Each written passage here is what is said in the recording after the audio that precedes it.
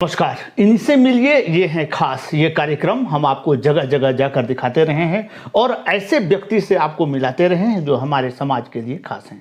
आज हम मिलने जा रहे हैं डिम्पल चौबे से। हम जानते हैं ये क्या है। ये सखी मंडल की जिला अध्यक्ष हैं और आज इन्होंने कई एक जगह अपने नेतृत्व में विधायक आवास का घेराव किया था। क्या है पूरा मामला और क्यों इनको विधायक के आवास का घेराव करना पड़ा, इन सभी मुद्दे पर हम इससे जानने का प्रयास करेंगे। स्वागत है आपका। क्या है आखिर पूरा मामला, क्यों आपको विधायक के आवास का घेराव करना पड़ा? जी, हमारी पोषण सखियों का नियुक्ति 2016 में हुई थी। 4 साल बीत चुके हैं। हमारे मानदेय बढ़ोतरी में कोई कदम नहीं उठाया जा रहा है, न हमारी कोई मुद्दा उठती है, जिस कारण से हम विवश हैं आंदोलन करने के लिए और विधायक आवास घेराव करने के लिए। आज हम जिस आधार पर विधायक आवास घेराव किए, जो हमारी मांगों को बजट सत्र में रखी जाए और हमारी मांगों को पूरा किया जाए पोषण सखियों का। इसके पहले कभी आपने मांग सरकार से रखी थी कि इस तरह की समस्या है और समाधान किया जाए? नियुक्ति के समय हमें अवगत कराया गया था, हमारे नियुक्ति पत्र में भी दिया गया है जो सरकार द्वारा हमारे मानदेय बढ़ोतरी की जाएगी, लेकिन अभी तक सरकार हमारे पोषण सखियों के ऊपर गंभीर नहीं है, जिस कारणवश हमें यह निर्णय लेना पड़ रहा है आंदोलन के लिए। आपका मांग क्या है, क्या मांग करते हैं आप सरकार से? जी, मेरे 5 सूत्री मांग है और हमारी मांगे जायज है कि पोषण सखी को जो न्यूनतम मजदूरी जो है 13,184 रुपया वो दी जाए, हमारी विभागीय नियमावली बनाई जाए, हमारे ड्रेस कोड लागू किए जाए तथा उच्चतम पदों पर पदोन्नति की जाए और पूर्ण सरकारी कर्मचारी हमें घोषित किया जाए और सेविका सहायिका को जिस तरह अवकाश तथा बीमा किया गया उस तरह हमें भी इनका सेवा मिले।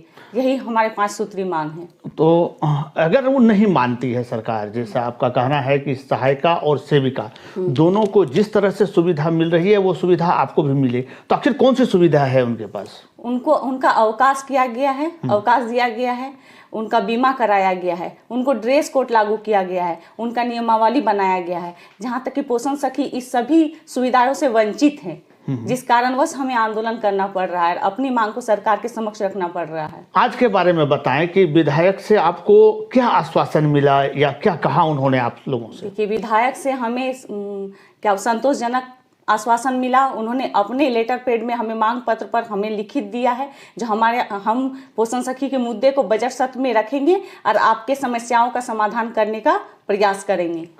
यदि सरकार आपकी बात नहीं मानती है, मान लें कि इस तरह से लिखित आश्वासन देकर शांत कर दिया गया, आप लोगों को वहां से अपने अपने घर के लिए भेज दिया गया, यदि सरकार इसके बावजूद भी नहीं मानती है तो आप क्या करेंगे?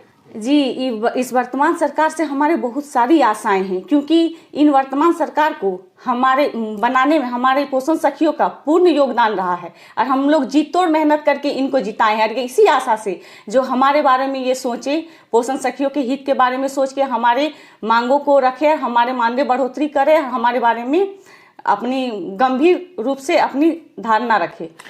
कई एक बार चूंकि विपक्ष जो भाजपा है, जो पहले सरकार थी, वो आरोप लगा रहे हैं कि ये जो कह के आए सत्ता में ये पूरा नहीं कर पा रहे हैं। यदि ये आपके बात को नहीं माने तो अगला कदम आपका क्या होगा? जी, हम तो पहले बोले हमें बहुत आशाएं हैं। अगर बाय द वे ये नहीं मानते हैं जी तो हमारा आंदोलन जारी रहेगा और इससे भी ज्यादा उग्र आंदोलन करने का हम प्रयास करेंगे ताकि सरकार हमारे हित में गंभीर हो और पोषण सखी की मजबूरी को समझे। जो 3,000 में 4 साल से पोषण सखी अपना कार्य दे रही है, स्वास्थ्य विभाग हो, BLO हो, इलेक्शन ड्यूटी हो और अनेक क्षेत्रों में, यहाँ तक कि कोरोना की इतनी बड़ी महामारी में हम डोर टू डोर जाके सभी को कोरोना वायरस के बारे में अवगत करवाएं, उनको बताएं जो कोरोना वायरस से किस तरह बचना है, क्या आपको करना है, जो आप सुरक्षित रहिएगा। लेकिन हमारे बारे में सरकार कभी नहीं सोच रही है, ना ही हमारे मुद्दे पे कोई विचार कर रही है, ना ही हमारी बात उठा रही है।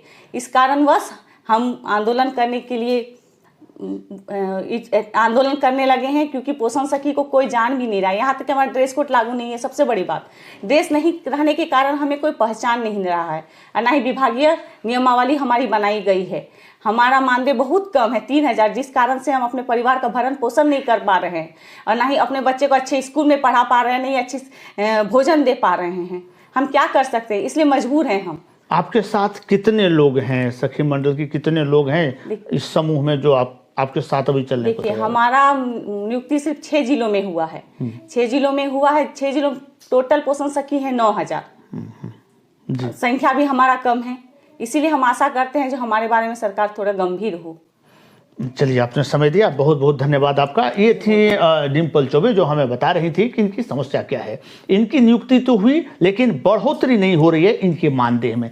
इनका एक और पीड़ा है कि इनसे नीचे जो सहायिका हैं, सेविका हैं, उनका मानदेय, उनका ड्रेस कोड, उनकी छुट्टियां सभी सरकार मान ली हैं। क्योंकि आपको याद होगा कि पिछले सरकार में भी उन लोगों ने आंदोलन किया था और हेमंत सोरेन ने उनका साथ देकर उनकी वोट बटोरी और वो अभी सत्ता में हैं। अब इन लोग को लगता है कि यदि इन लोग भी उनके नज़र में आते हैं और उनके यहाँ तक यह मैसेज पहुँचाते हैं कि ये भी अभिन्न अंग हैं समाज के और ये भी उतना ही परिश्रम कर रहे हैं जितना वो लोग किए थे, तो निश्चित तौर पर सरकार इन लोग के भी वेतनमान में वृद्धि करेगी। यह तो आने वाला समय ही बताएगा कि इनका संघर्ष, इनका आंदोलन कितना सकारात्मक रहता है और सरकार इनको कितने सकारात्मक रूप में लेती है। लेकिन लगातार ये अपना